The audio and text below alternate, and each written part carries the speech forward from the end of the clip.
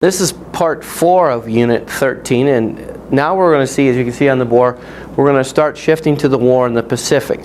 Keep in mind, a lot of these events are happening simultaneously as the war in Europe, but I split them so we can try to keep them separate and don't get confused what's going on in Europe or what's going on in the Pacific.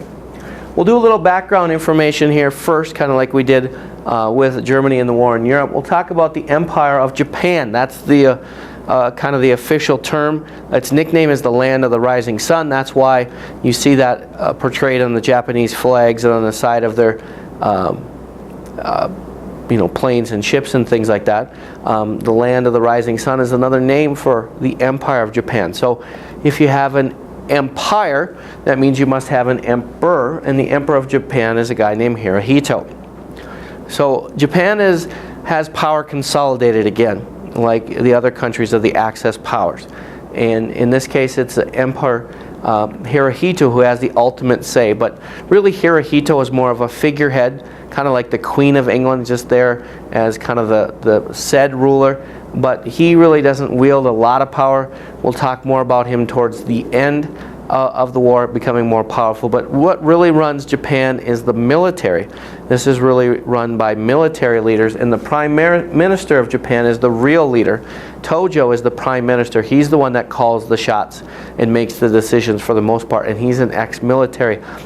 Keep in mind, it's the military that really runs the Japan. They are the main leaders of their government. And just like Germany, they're solving a lot of their economic problems because, again, in the 30s, everyone's going through an economic depression through conquest. They're going to conquer their neighbors, and their neighbor they're going to focus on is China. You can see they invade them in 31 and again in 37. They invade part of China called Manchukuo, or translated into Manchuria. That's the northeast part of China, very rich in natural resources. So they're there for the raw materials. They're there because they don't have oil and coal and iron ore in their land that they control. China has that. China's very close, and it's a weaker country at this time, and so they're taking advantage of that. Now the United States doesn't like that, and the United States is standing in the way. The United States is a thorn in Japan's side. And when Japan invades China, we slap them on the wrist again and say, no, no, no, you shouldn't do that. We don't agree with that, and so forth. And as the years go on, the United States response gets tougher and tougher. Now Japan has designs on becoming a major player in world affairs. They want a bigger territory. They want a bigger empire. And the United States stops them. And when they invade China a second time in 1937, the United States slaps a trade embargo on them. We refuse to trade or sell things to them. Now this is going to become perhaps a little surprising to you, but at this time the United States is one of the biggest exporters of oil in the world, and that's where Japan gets a lot of its oil. Oil, of course, is essential if you're going to have tanks and planes and ships. To go conquer people, you need fuel to do that. And so once they don't get that from the United States, that is a big roadblock to them. And so again, they make the decision, what are we going to do? This is our plan. We want to conquer. We want to become bigger. We want to expand. The United States is keeping us from that with this embargo. They're not selling us the materials that we need. What do? Obviously, the United States is willing to step up to us and keep us from our goal.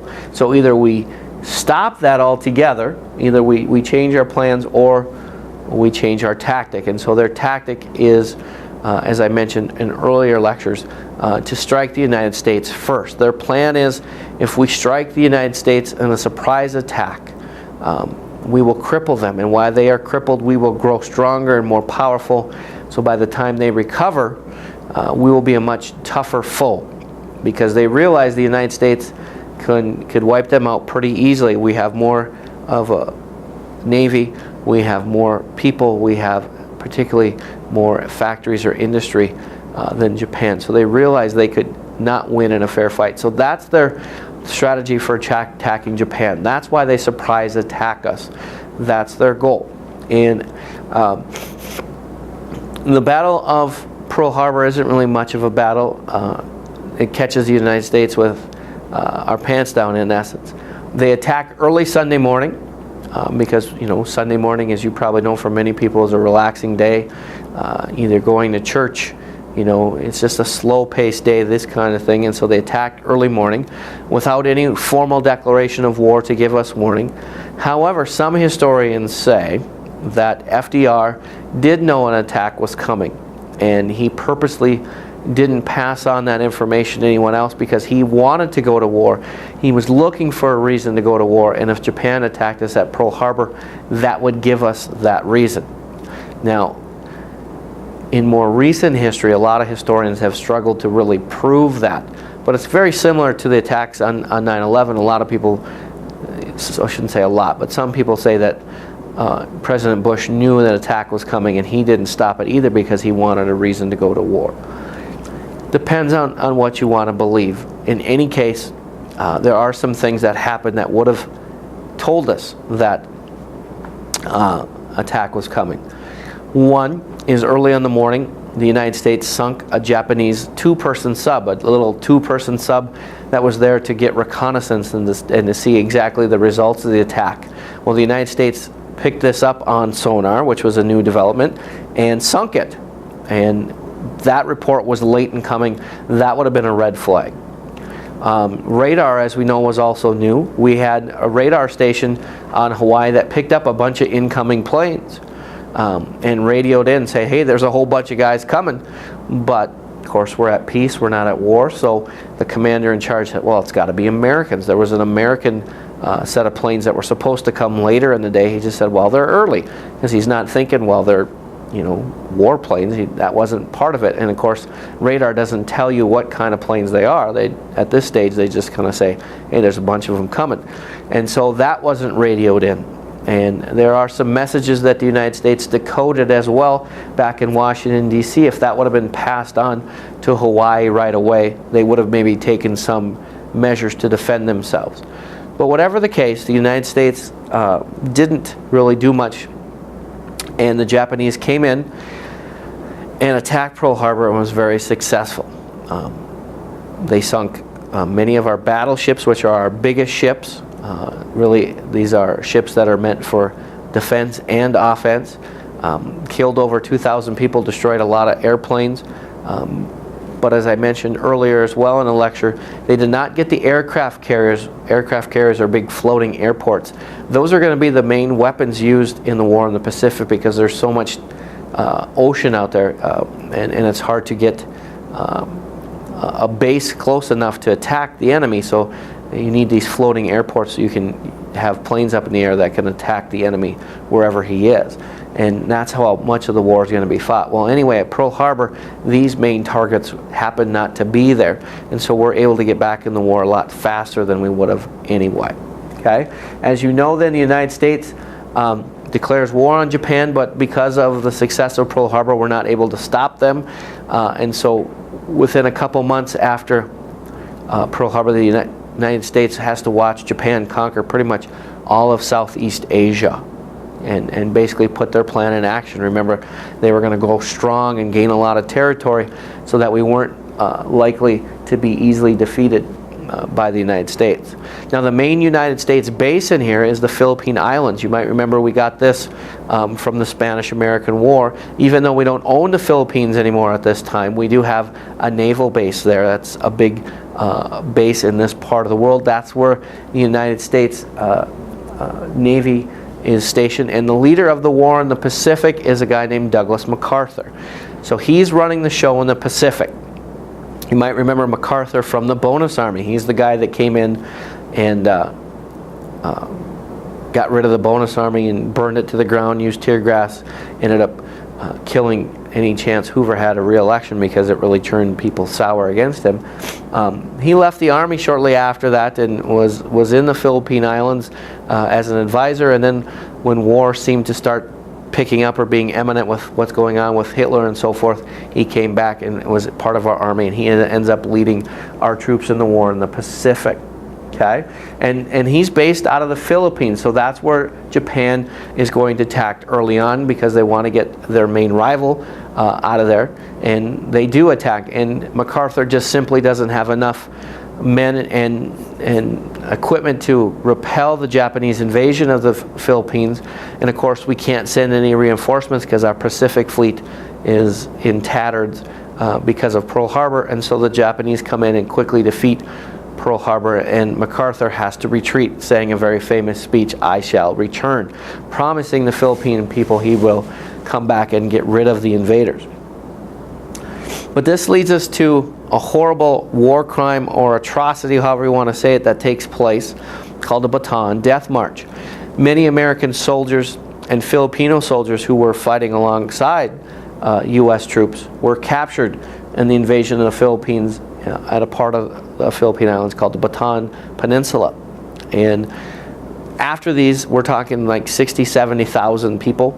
After these people were captured, the Japanese forced them to go on a march to where they were going to hold them prisoners of war. Now, the reason that this is called the Death March is because they're marching these guys on a forced march in the middle of, the hottest part of the year down there. It's 100-degree temperatures, humidity, and if anybody can't keep up and fall down, the Japanese soldiers come up and bayonet them and let them bleed to death along the side of the road, and some people just die from heat exhaustion.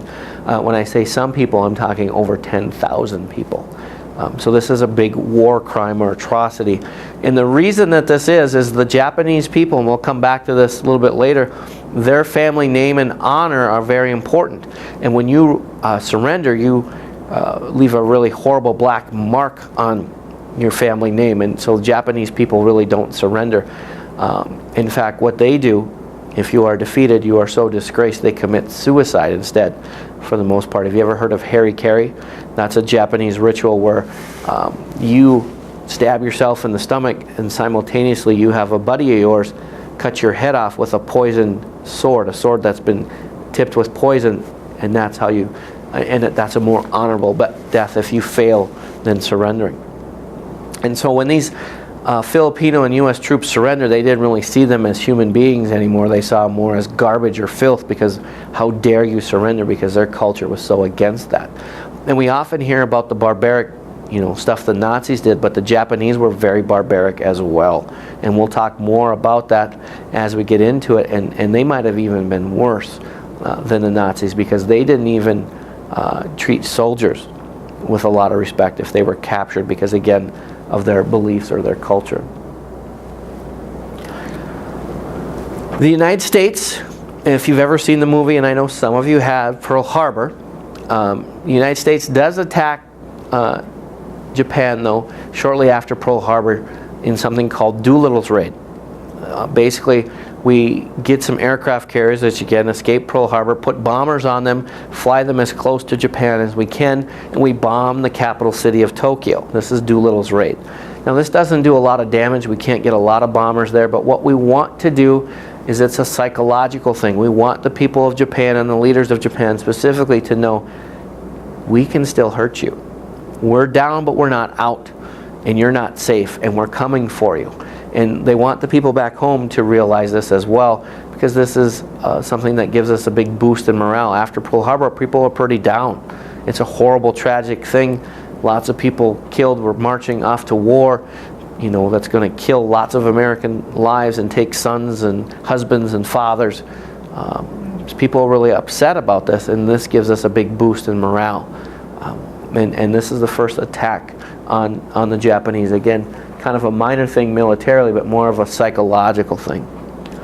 One of the biggest battles, though, that is significant in the Pacific is the Battle of Midway. This is the turning point in the war, and this comes fairly quickly because, again, we recover faster than the Japanese anticipated.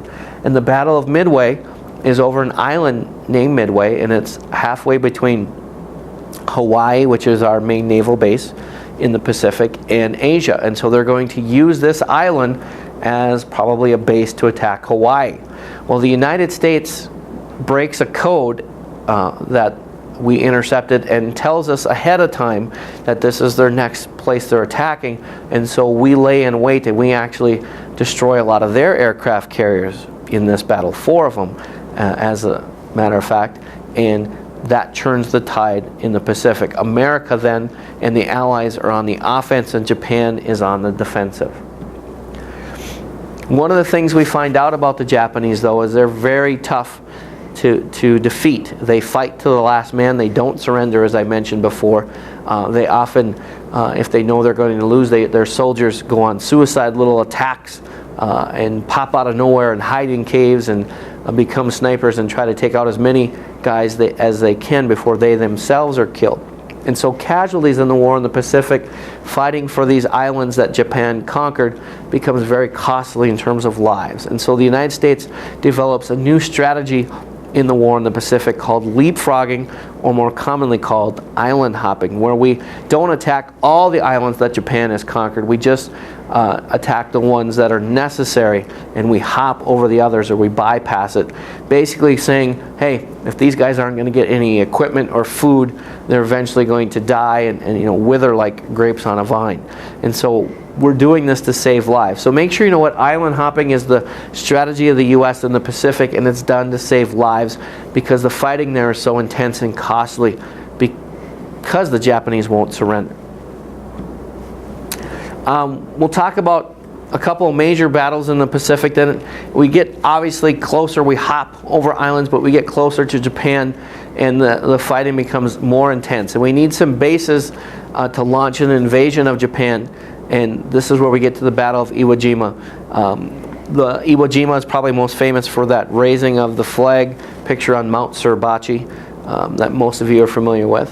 And we'll show you a picture of that in class as well. And what happens here, what you need to know, is this is really intense fighting. The Japanese fight to the last, and it's very bloody and very costly in terms of lives. And then we have the Battle of Okinawa, which is right behind that. And Okinawa is only about 100 miles away from Japan's main island, or Japan's homeland. This is another very costly battle in terms of American lives. And so these two battles combined here really show that the fighting in the war in the Pacific is going to be very intense and costly and very bloody, and that's important in something that's going to come along a little bit later when the United States has a big decision to make, and they look at these battles and say, okay, maybe we don't want to do any of this anymore or again, because these battles are so costly in terms of lives. And you probably are familiar with the more common kamikaze missions, where the Japanese, as they started to lose the war, they would have these suicide pilots load up their planes with explosives and fly them into U.S. ships to try to slow the advancing United States Army down and take out lives. Well, they were doing basically the same thing on these islands, where they would have guys go on suicide missions, and they dig these holes, and as the American troops pass by, then all of a sudden the Japanese would pop up out of nowhere and try to kill as many Americans as they can before they themselves were killed. These were very, costly fights in terms of lives, and not only in terms of lives, but also psychologically, because the fighting is so intense. You never can relax. You never can feel safe, because the Japanese would pop out of nowhere, or a sniper would pop up out of nowhere, and so these are important things to keep in mind as we get closer to the end of the war and the decision to use the atomic bomb. So this is going to end the next part of the lecture. I believe we're on part 4, and when we come back next time, we're going to talk more about that decision to drop the atomic bomb.